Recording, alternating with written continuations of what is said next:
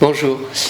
la galerie est heureuse de pouvoir vous présenter aujourd'hui une tête de Bodhisattva, originaire du Gandhara, datant du 3e au 5e siècle et réalisée en stuc polychrome. On garde encore aujourd'hui le souvenir et la vivacité des couleurs.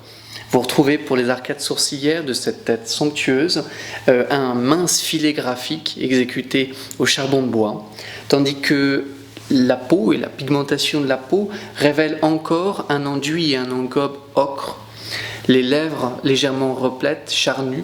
offrent des teintes très légères, très fines de rose, de parme qui était initialement un rouge, probablement délavé avec le temps. Vous avez dans la partie supérieure ce qui laisse à penser une iconographie de Bodhisattva, notamment par comparaison avec des œuvres originaires du V&A et du British Museum, où on retrouve ces bouclettes bouclettes tombant sur le front et l'avant de la coiffure, caractéristiques des visages modelés et moulés dans les parties nord du Gandhara pour des iconographies, je dirais, des iconographies stéréotypées de Bodhisattva. Vous avez un léger bandeau qui vient nouer l'ensemble et qui évoque bien évidemment les influences gréco-romaines classiques qui vont avoir lieu et essaimer dans tout le nord de l'Inde à un moment où le commerce de la soie, le commerce des épices, le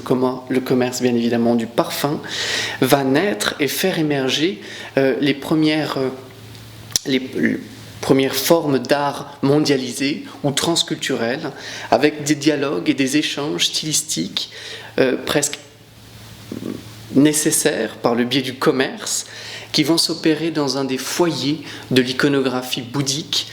qui est bien évidemment le Gandhara et le mécénat Kushan, qui permet à ce moment-là le foisonnement et le développement d'importants monastères. On compte parmi eux, et notamment pour le travail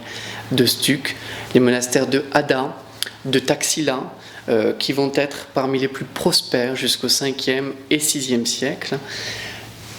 où se retrouveront à leur côté des iconographies du Mahayana qui vont permettre le développement d'une vénération de l'image du Bouddha.